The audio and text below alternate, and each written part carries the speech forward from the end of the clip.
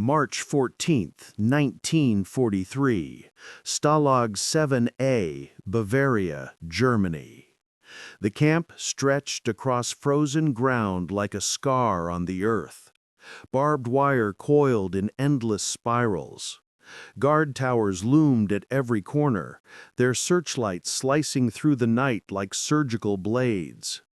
Inside the barracks, 2,000 men lived in a state of slow erasure, their names reduced to numbers, their futures measured in rations and roll calls. But on that cold spring evening, in the corner of Barrack 12, a man sat on a wooden bunk, holding something that didn't belong in a place designed to break the human spirit. A harmonica. Small, battered, its chrome surface dulled by fingerprints in time. To the guards, it was a toy, a distraction, something to keep the prisoners docile, their minds occupied with music instead of escape. They were wrong.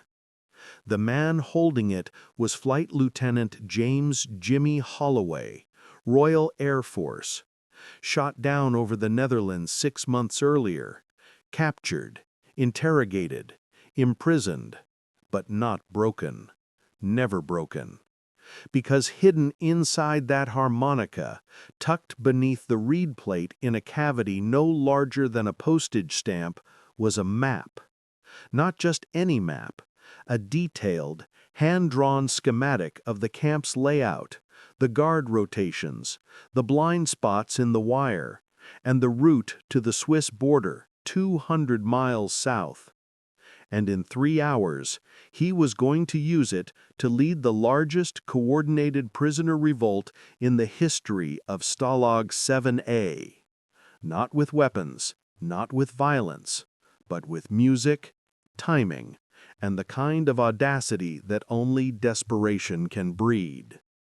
This is the story of how one man turned a simple instrument into a tool of liberation, how a melody became a battle cry, and how, for one chaotic night, the prisoners of war became soldiers again. Before the war, before the wire, before the harmonica, there was just a boy from Manchester, with grease under his fingernails and stars in his eyes. James Holloway was born in 1918, the son of a factory foreman and a seamstress. His childhood was marked by 2 things: poverty and curiosity. While other boys played football in the streets, Jimmy dismantled clocks, rewired radios, and once built a functioning crystal set from scrap metal and a rusty bed spring. By 16, he was working at an aircraft factory, riveting fuselages for passenger planes. By 18, he'd earned his pilot's license. By 20, he joined the Royal Air Force, not for glory or patriotism, though he had both, but because flying was the only thing that made sense to him. Up there, above the clouds, the world was simple. Forward, backward, up, down. No gray areas. Just wind, engine, and sky. He flew Spitfires during the Battle of Britain, survived 12 dogfights, shot down 3 Messerschmitts. His squadron called him Lucky Jimmy, but luck runs out. On September 9, 1942, during a bombing raid over Rotterdam, his plane took flak, engine fire, black smoke pouring from the cowling. He managed to glide the crippled Spitfire over the channel, but by the time he crossed into Dutch airspace, the controls were dead. He bailed out at 4,000 feet, watched his plane spiral into a field below, and landed hard in a farmer's orchard. He was captured within an hour. The Dutch resistance tried to reach him first, but the Wehrmacht was faster. They bound his hands, loaded him into a truck, and drove him to a holding facility near Arnhem. 3 days of interrogation. then a train ride in a cattle car, then Stalag 7A. He arrived in October, hollow-eyed and limping from a sprained ankle that never healed properly. The camp was designed to crush hope. Roll call at dawn, thin soup for breakfast, hours of forced labor, another roll call at dusk, lights out at 9, and in between, the slow, grinding monotony of captivity. Men aged decades in months. Some gave up entirely, retreating into silence. Others clung to routines, card games, makeshift chess sets, and imaginary feasts described in excruciating detail. But Jimmy didn't retreat. He observed. He memorized. He counted. Guard shifts, gate openings, supply truck schedules, the angle of the searchlights, the gaps in the wire where the ground dipped. He didn't know yet what he'd do with this information, but he collected it the way a miser hoards coins, compulsively, obsessively, because someday it might be worth something. And then, in January 1943, the Red Cross package arrived. It came in a cardboard box stamped with the familiar Red Cross insignia. Inside, tins of sardines, a pack of cigarettes, a wool scarf, and a bar of soap. A harmonica. The kind you could buy for $1 at any corner shop in London. Hohner Marine Band, key of C, 10 holes, 20 reeds. Unremarkable in every way. Except it wasn't. Jimmy noticed it immediately. The weight was wrong, too heavy. He turned it over in his hands, ran his thumb along the comb, and felt something shift inside. That night, alone in his bunk while the others slept, he pried open the back plate with a bent nail. And there it was. A map. Hand-drawn on silk, no larger than a playing card, folded so tightly it was almost invisible. But when he unfolded it, the detail was astonishing. Railway lines, rivers, towns, guard towers marked with red ink, patrol routes traced in dotted lines, and at the bottom, in tiny script, trust the music, wait for the signal, dash, London. It was an MI9 operation. British intelligence had been smuggling escape materials into POW camps for months. Maps hidden in Monopoly boards, compasses disguised as buttons, money sewn into coat linings. But this was different. This wasn't just a map. It was a plan. And the harmonica was the key. Over the next 6 weeks, Jimmy studied the map until he could draw it from memory. He identified 3 critical blind spots in the camp's perimeter. He noted that the Eastern Guard Tower had only 1 sentry between 2 and 3 a.m., shift change, when the guards were tired and distracted. He realized that the supply truck came every Thursday at 4 p.m., and for exactly 7 minutes, the main gate was left partially open while the driver unloaded crates. But he also knew that escaping alone was suicide. The countryside was crawling with Wehrmacht patrols, dogs, informants. A single man on the run wouldn't last a day. He needed numbers. He needed chaos. He needed a diversion so big, so unexpected, that the guards wouldn't know where to look. And that's when he understood what the harmonica was really for. Jimmy didn't trust easily. 6 months in captivity had taught him that some men broke, some men talked, and some men were simply too broken to be relied upon. But there were exceptions. First, there was Corporal Arthur Red McAllister, a Scottish engineer from Glasgow. Red had been a coal miner before the war, a man who understood tunnels, structural integrity, and how to move earth without making noise. He'd been planning an escape tunnel for months, but lacked the one thing every escape needed: a way to know when the guards weren't looking. Then there was Lieutenant Claude Fontaine, a French aviator shot down over Lyon. Claude spoke 4 languages, could forge documents with frightening accuracy, and had contacts with the local resistance through coded letters smuggled out in laundry shipments. And finally, there was Private Daniel Kowalski, an American infantryman captured at Kasserine Pass. Daniel was a brawler, a loudmouth, and the kind of man who could start a fight with a brick wall.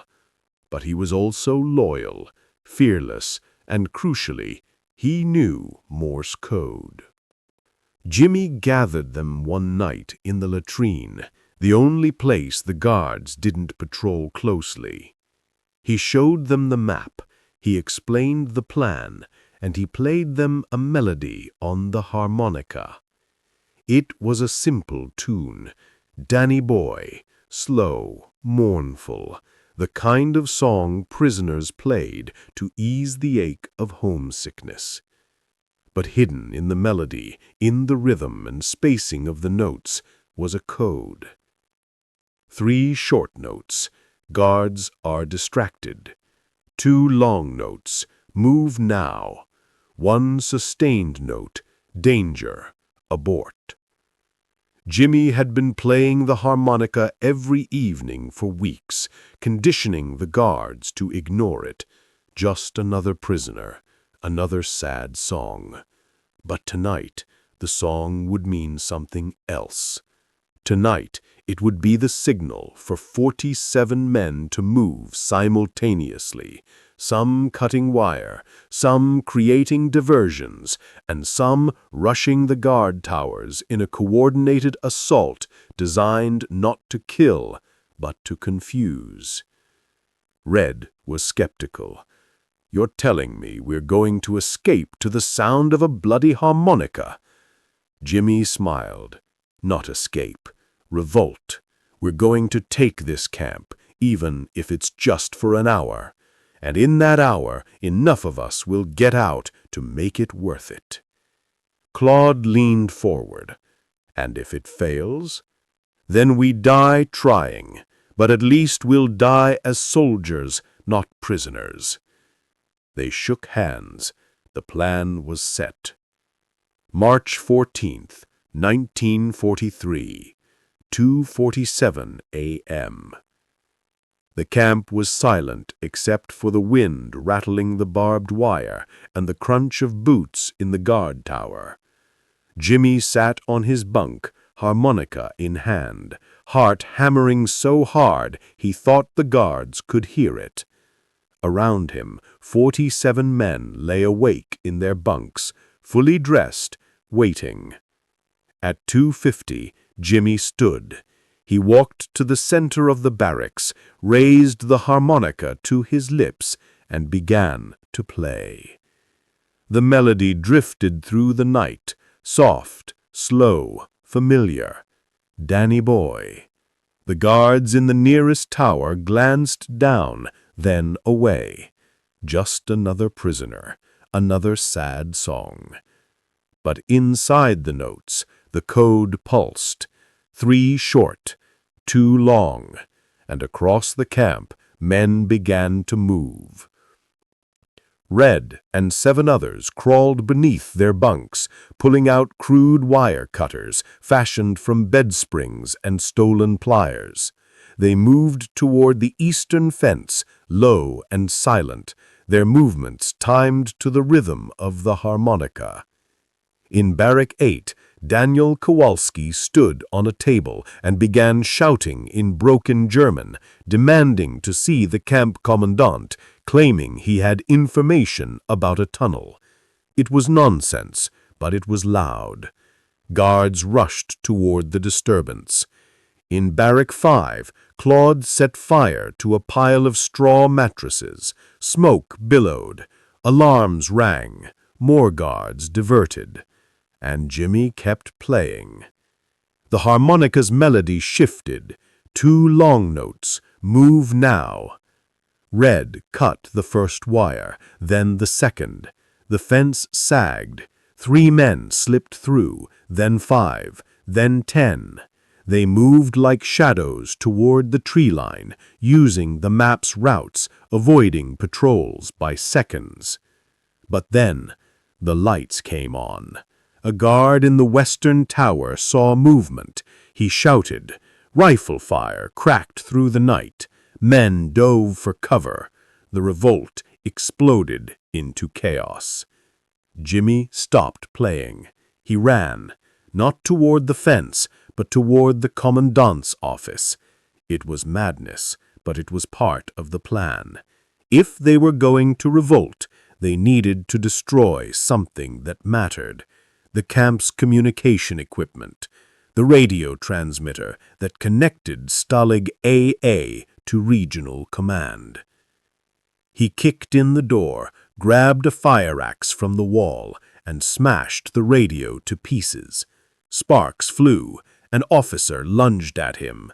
Jimmy swung the axe. The officer went down. Outside, the camp was in full chaos.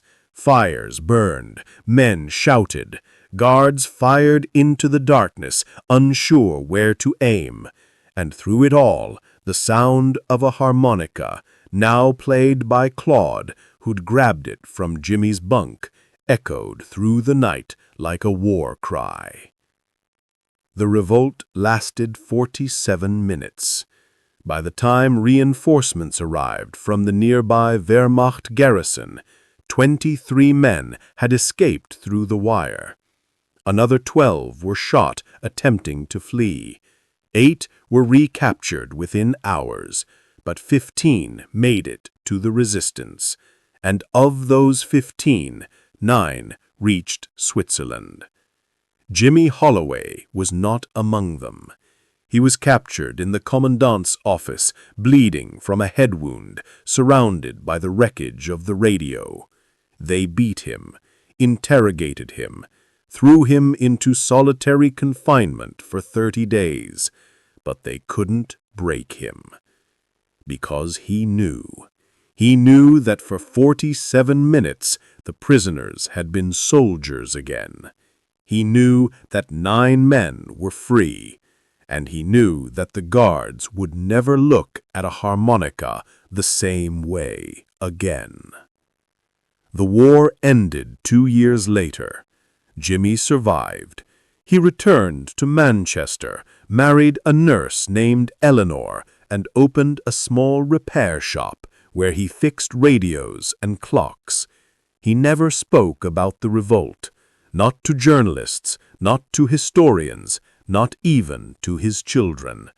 But every year on March 14th, he would sit on his porch, pull out a battered harmonica, and play Danny Boy as the sun set. And somewhere in a farmhouse in Switzerland, a man who'd escaped through the wire that night would hear the song on the radio and remember.